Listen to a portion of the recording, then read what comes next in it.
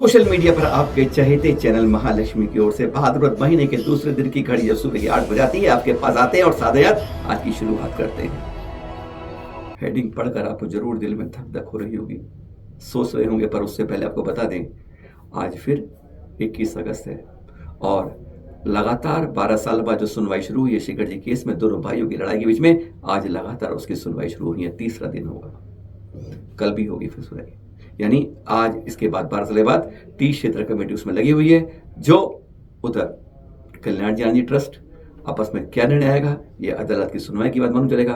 पर आज जो गंभीर बात कर रहे हैं आपसे, वह आज पूरे समाज के लिए बहुत बड़ी चिंता का विषय है। सबसे पहले घटना कहां की है? गुजरात के बनासकांठा के भाबर की है। सोच सकते हैं आप, और भरी दोपहर की है। जिन साथियों को पूछते हैं, वंदन करते हैं, उनके साथ छेड़छाड़ हो जाए। विश्वास नहीं होता आपको, हमारी बात पर विश्वास नहीं होगा। ये फोटो दिखा रहे हैं आपको, सिर्फ आज आपको चित्र दिखा रहे हैं। बहुत बड़ा चैनल है एबीपी न्यूज, उसकी खबर के परिवहन से दावे से कह रहे हैं, और भी कई प्रमाण है आज आपको देंगे कि भरी भवर में किसी आवश्यक, समझ सकते हैं आप, जो अननेसेसरी होती है महिलाओं के साथ, उस काम से दोपहर में जा रही थी कि दो मंचले युवकों ने पकड़ लिया, छेड़छाड़ शुरू कर दी। वो तो उन्होंने चिल्लाना शुरू कर दिया, भाग गए और कहा गया कि बहुत बड़ी घटना ऐसी हो रही थी। इस बात के बारे में, इस समाचार से आपको पुष्टि होगी। पुलिस के डीएसपी लगे हुए हैं इस बारे में। इसकी जांच के विषय में अभी तक कोई सुराग इस बारे में नहीं मिल पाया। भरी दोपहर में जैन साथियों के साथ इस तरह से गुंडागर्दी के बाद कहते हैं आप, ये तो छेड़छाड़ का मामला, जो किसी भी रूप में आगे उस दरिंदे क्या कर देते, नाम लेना भी आज मुश्किल हो जाता है। विश्वास नहीं होता कि ऐसा हो जाता है। इस बारे में आचार्य विजय सोम सुंदर सूरी जी महाराज साहब ने भी बहुत चिंतन की बात कही है। यह पत्र जारी किया है उन्होंने। इस पत्र में उन्होंने स्पष्ट लिखा है, आज सभी समाज को इस बारे में आगे आके यहां पर उन्होंने इकट्ठा करने की आह्वान किया है। और बात की गंभीरता को देखकर आज पूरे जैन समाज इस समय आक्रोशित होना चाहिए कि हमारी साथियों के साथ इस छेड़छाड़ के बारे में कोई कल्पना नहीं कर सकता कि इस भरे बाजार में, भरी दोपहर के अंदर क्या इस तरह से कोई सोच सकता है ऐसा अमानवीय कृत्य। अगर हम सोशल मीडिया की बात को जो खोल के बात बता रही है उस पर विश्वास करें तो आप हैरान हो जाते हैं। इस बात की वजह से चैनल महालक्ष्मी पुष्टि नहीं कर पाया है, पर हमारे पास जो जानकारी भेजी गई है वह आप पढ़ सकते हैं कि जब दो साध्वियां जा रही थी आवश्यक काम से, तो मंचले ने दो युवकों ने, दोनों उसके हाथ पकड़ लिए साध्वी के, छेड़छाड़ शुरू कर दी और एक ने अपने सारे कपड़े उतारकर निर्वस्त्र हो गया। समझ सकते हैं आप क्या कारण था?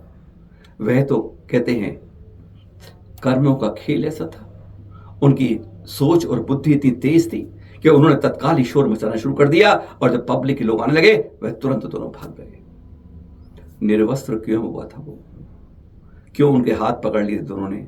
आप सोच सकते हैं, कल्पना कर सकते हैं। इस बारे में कहीं बताने की आवश्यकता नहीं है। शर्मसार कर रही है ये घटना। ऐसे जैन समाज की साथ छेड़छाड़ की घटनाएं अब समय समय पर मिलने लगी हैं। बता रही हैं कि कहीं ना कहीं हमारी ढिलाई, हमारी कमजोरी, हमारी लापरवाही, हमारे साधु संतों के ऊपर खतरे की घंटी लगातार बजा रही। गई काले बाबर रोड़ियानगर जे विस्तार है एमा जैन साध्वीजी साथे एक ए प्रकारનો જ કહેવાય કે છેડતીનો જે પ્રયાસ અસામાજિક તત્વો મારફત જે ઘટના બની એ દુઃખદ ઘટના છે। કોઈ પણ સમાજનો હોય, કોઈ પણ ધર્મનો હોય, ત્યારે ધર્મ પણ સુરક્ષિત નથી એ આ ઘટના દર્શાવે છે। હું પોલીસ તંત્ર પાસે અપેક્ષા રાખું છું કે 24 કલાકની અંદર આ જે આ કૃત્યો કરવાવાળા લોકો છે એમને પકડીને જેલના હવાલે કરવામાં આવે। અગાઉ જૈન સાધુઓ ઉપર હુમલાની પણ ઘટનાઓ બનેલી છે અને જ્યારે ગુજરાતની અંદર આવું થતું હોય ત્યારે બેન બેટી સલામત તો નથી, પણ હવે ધર્મ પણ સલામત નથી। અને હું વહેલામાં વહેલી આની પાછળ પગલાં લેવાય એ પોલીસ તંત્રને આ માટે ગંભીરપણે કામ કરવા માટેની એમની પાસે અપેક્ષા રાખું છું। અને 24 કલાકની અંદર આ ગુનેગારોને પકડવામાં નહીં આવે તો એક મહિલા તરીકે જે સંવેદના હોય એ સંવેદના સાથે જે જૈન સમાજના જે આગેવાનો હોય કે અન્ય હોય એમની સાથે ચર્ચા કરીને પોલીસ સ્ટેશનમાં બેસવું પડે તો બેસીને પણ આ ગુનેગારને પકડાવવા માટે અમારે જે મદદ કરવાની થતી હોય અમે જૈન સમાજની સાથે છીએ, સાધ્વીજીની સાથે છીએ. ये देख रहे हैं मुनि श्री महोत्सव सागर जी मुनिराज। मुनि श्री पुण्य सागर शिष्य हैं। कल इनका 34वां क्रम से लगातार उपवास हुआ। यह है हमारे संतों की दिगंबरत्व के अंदर तप की पराकाष्ठा। 34वां उपवास कल पूर्ण हुआ था। सिलसिला जारी है और यही है मुनि श्री पुण्य सागर जी के शिष्य मुनि श्री उदित सागर जी महाराज। इनका कल 14वां उपवास लगातार था जो क्रम चल रहा है। ऐसे संतों को देखकर बारंबार नमन करें और इनकी मुद्रा देखकर आह्लादित हों और अपने कर्मों की निर्जरा करें जब ऐसे तपस्वी सामने दिखते हैं। दृश्य दिखा रहे हैं आपको, बता रहे हैं नेतागण संतों के पास आ रहे हैं। ये किशनगढ़ दृश्य देख रहे हैं आप। ये केंद्रीय कृषि राज्य मंत्री भगीरथ चौधरी जी आए फिर दर्शन करने आचार्य श्री सुनील सागर जी के।